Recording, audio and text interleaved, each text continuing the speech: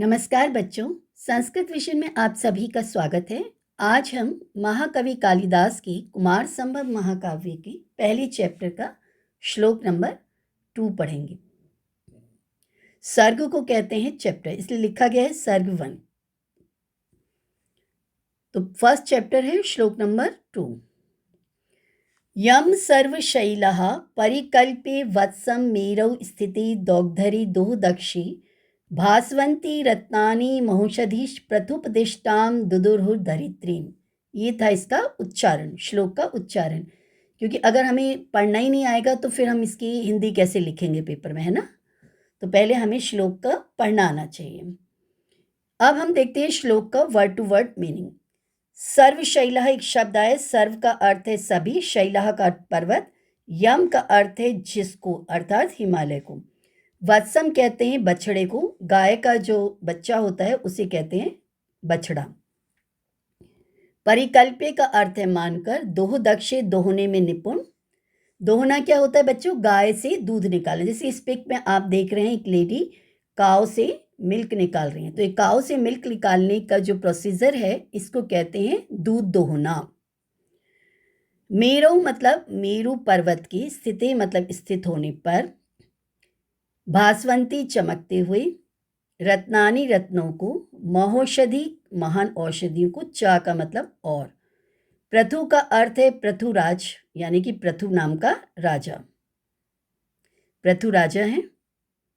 तो उपदिष्टाम उनकी आज्ञा के अनुसार, धरित्रीम पृथ्वी को, दुदुहु दोहने का काम किया।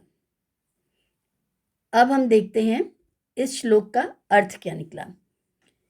यम सर्वशैलः, यम मतलब जिस हिमालय पर्वत को, सर्वशैलः सभी पर्वतों ने, वत्सम मतलब बछड़ा, परिकल्पे मतलब मानकर, मेरु स्थिति मेरु पर्वत के स्थित होने पर, मौजूद होने पर। तो मेरु पर्वत जो कि दोहदक्षी दोहन क्रिया में निपुण है, उन्हें दौग्धरी दोहने वाला बना दिया। जैसे गाय से दूध निकालने वाला होता है मैन, उसको जो काऊ मैन होता है, जो ग्वाला होता है, तो वही ग्वाले का कार्य सुमेरु पर्वत को दे दिया। और ये कार्य किसकी परमिशन से हुआ? प्रथुपदिष्टाम।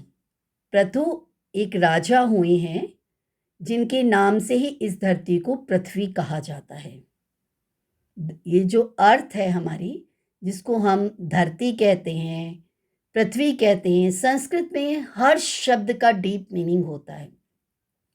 पृथ्वी क्यों कहते हैं? क्योंकि पृथु राजा की कन्या है, बेटी हैं। तो जब पृथ्वी का दोहन किया जाएगा तो पृथु की परमिशन तो ली जाएगी ना, क्योंकि पृथु उनके फादर हैं। तो पृथु राजा की उपदिष्टाम परमिशन से दुदुहु दोहा गया। किसको दोहा गया? धरित्रीम, धरित्री को दोहा गया।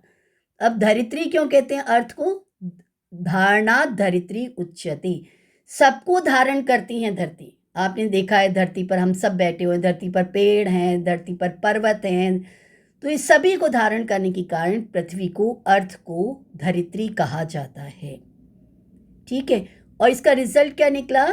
महौषधि बहुत सारी औषधियां, रत्नानी रत्न, और कैसे बहुमूल्य रत्न हैं, भास्वंती चमकते, चा का मतलब और।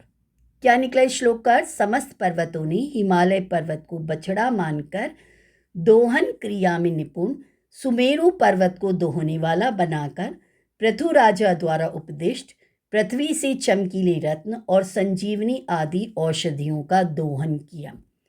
तो बच्चों, पर्वतों पर बहुत बड़ी बड़ी जड़ी बूटियां होती हैं, है ना।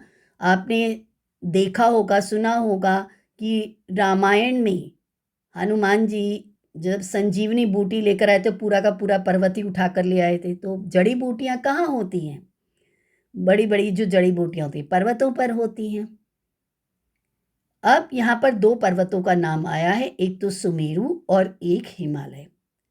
सुमेरु पर्वत बहुत ही धनी पर्वत माना गया है।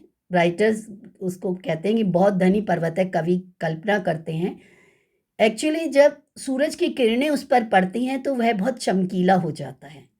और सुमेरु पर्वत पर बहुत अच्छा दृश्य है, बहुत अच्छे हरे भरे पेड़ हैं, झील हैं, बहुत ही अच्छा है। समृद्धि की दृष्टि से बहुत संपन्न पर्वत है। तो जो गाय का दूध होता है ग्वाला, उसके पास तो दूध की भरमार होती है, ऐसे ही रत्नों की भरमार है सुमेरु पर्वत पर। अब हिमालय पर्वत को बछड़ा क्यों बनाया गया? क्योंकि अब दूध दोहना तो गाय से दूध दो लिया जाएगा, बछड़े की क्या आवश्यकता है? बच्चों, गाय से दूध निकालने के लिए बछड़े की आवश्यकता होती है। पहले जो काउमैन होता है, गाय के बछड़े को गाय के पास ले जाता है, तो गाय का अपने बच्चे के प्रेम के कारण दूध आ जाता है, तो दूध निकालने का प्रोसीजर आसान हो जाता है। तो हिमालय पर्वत को यहाँ पर बछड़ा माना गया है और धरती को गाय माना गया है। समझ में आ गया बच्चों? समस्त पर्वतों ने हिमालय पर्वत को बछड़ा मानकर दोहन क्रिया में निपुण सुमेरु पर्वत को दोहने वाला बनाकर राजा प्रथु द्वारा आज्ञा से उनकी आज्ञा लेकर पृथ्वी से चमकीले रत्न, संजीवनी आदि औषधियों का दोहन किया। तो इस श्लोक में पृथ्वी को गाय माना गया है, हिमालय पर्वत को बछड़ा माना गया है, सुमेरु पर्वत को ग्वाला माना गया है। प्रथु नामक राजा की आज्ञा से सुमेरु पर्वत पृथ्वी रूपी गाय से मणियों और औषधियों का दोहन कर रहा है।